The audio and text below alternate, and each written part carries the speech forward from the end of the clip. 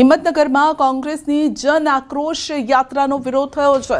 જન આક્રોશ યાત્રાનો જોરદાર વિરોધ, મેવાણીના નિવેદનનો જોરદાર વિરોધ। હિંમતનગરમાં પોલીસ પરિવારોએ કર્યો છે વિરોધ અને જન આક્રોશ યાત્રાને રોકીને વિરોધ કરાયો છે। તો પોલીસ પરિવારો છેલ્લા ઘણા દિવસથી વિરોધ કરી રહ્યા છે। વધુ અપડેટ મેળવીશું સંવાદદાતા ઈશાન પાસેથી। तो ईशान पासेथी વધુ અપડેટ મેળવીએ। जी ईशान, जन आक्रोश यात्रा ने रोकवामां आवी छे, पोलीस परिवारनो विरोध। संजय, ચોક્કસ કે હિંમતનગર ખાતે આજે જે કોંગ્રેસની જન આક્રોશ રેલી યોજાઈ હતી ને ત્યારે જે પોલીસ પરિવારો છે પોલીસ પરિવારો દ્વારા વિરોધ પ્રદર્શન કરવામાં આવ્યું। નોંધનીય છે કે તે વિવિધ પ્લે કાર્ડ લઈને જિગ્નેશ મેવાણી સામે વિરોધ દર્શાવવામાં આવ્યો હતો। ખાસ કરીને જે જિગ્નેશ મેવાણીએ જે નિવેદન આપ્યું હતું તેના કારણે મહિલા જે પોલીસ પરિવાર છે પોલીસ પરિવારમાં રોષ જોવા મળ્યો હતો અને આગામી સમયમાં પણ આનાથી પણ મોટા વિરોધી કાર્યક્રમ આપવામાં આવશે તેવું પણ હાલ તો ચીમકી ઉચ્ચારવામાં આવી છે। જી સંધ્યા। जी, आपનો આભાર। તો જન આક્રોશ યાત્રાને રોકવામાં આવી હતી। કોંગ્રેસ ઉત્તર ગુજરાતમાં જન આક્રોશ યાત્રા કરી રહી છે અને ત્યાં પોલીસ પરિવારના સભ્યો પહોંચ્યા હતા। જિગ્નેશ મેવાણીએ જે રીતે પોલીસ પરિવારો પર અભદ્ર ટિપ્પણી કરી હતી અને એ ટિપ્પણીને લઈને અહીં આપ જોઈ શકો છો। ઈશાન આપણી સાથે જોડાયેલા છે। જી ઈશાન, અહીંયા ઝપાઝપી સુધી મામલો પહોંચી ગયો।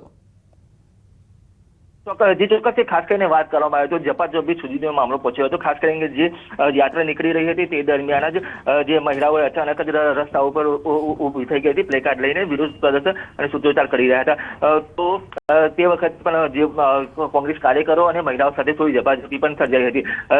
નોંધ એ છે કે પોલીસ ત્યાં પહોંચીને પોલીસે સમગ્ર મામલો ઠાળ્યો પાડ્યો હતો અને જન આક્રોશ રેલી હિંમતનગરથી પ્રાંતિજ તરફ પ્રયાણ કરી રહી હતી। તો આ ઉપરાંત જે અમિત ચાવડા છે તેમણે પણ એક નિવેદન આપ્યું હતું કે જે પોલીસ દ્વારા જે ભાજપ દ્વારા બુટલેગરો અને ભાજપ વાળાને સાથે રાખીને આ વિરોધ કરવામાં આવી રહ્યો છે તેવો પણ આક્ષેપ કર્યો હતો।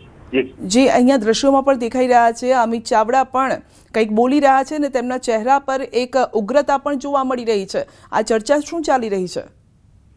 જી ચોક્કસ કે ખાસ કરીને અમિત ચાવડાએ મહિલાઓ સાથે વાત કરી અને તેમને કહ્યું હતું કે તમે દારૂ ચાલુ કરાવવા માંગો છો કે દારૂ બંધ કરાવવા માંગો છો? જો તમે દારૂ ચાલુ રાખવા માટે તમે હપ્તા મળતા હોય એવું લાગતું હોય એ પ્રકારના જે શબ્દો વાપર્યા હતા અને ખાસ કરીને તેમણે આક્ષેપ પણ કર્યો હતો કે જે ભાજપના મળતિયાઓ રાખી અને બુટલેગરો દ્વારા જે આ વિરોધ કરવામાં આવી રહ્યો છે અને તેમને જે હપ્તા ઓછા પડી રહ્યા છે તેવા પણ આક્ષેપ અત્યારે હાલ તો કરવામાં આવી રહ્યા હતા અમિત ચાવડા દ્વારા।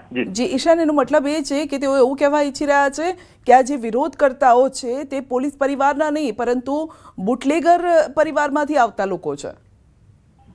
ચોક્કસ કે જે અમિત ચાવડાનો એવો આક્ષેપ હતો કે જે આ જે વિરોધ કરવામાં આવી રહ્યા છે તે વિરોધ કરવા વાળા જે બુટલેગરો હોય બુટલેગરો અને ભાજપના મળતિયાઓ છે આમાંથી બીજું કોઈ નથી એવું પણ તેમને એક નિવેદન આપ્યું હતું। જી, પરંતુ જિગ્નેશ મેવાણી વિશે કંઈ કહ્યું? જે પ્રકારનું તેમણે નિવેદન આપ્યું હતું એ નિવેદન ઉપર કોઈ પ્રતિક્રિયા આપી કે નહીં?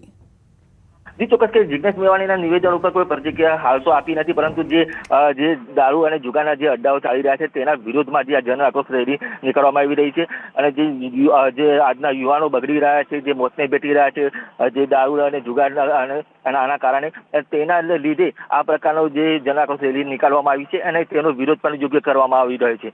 જી સંધ્યા।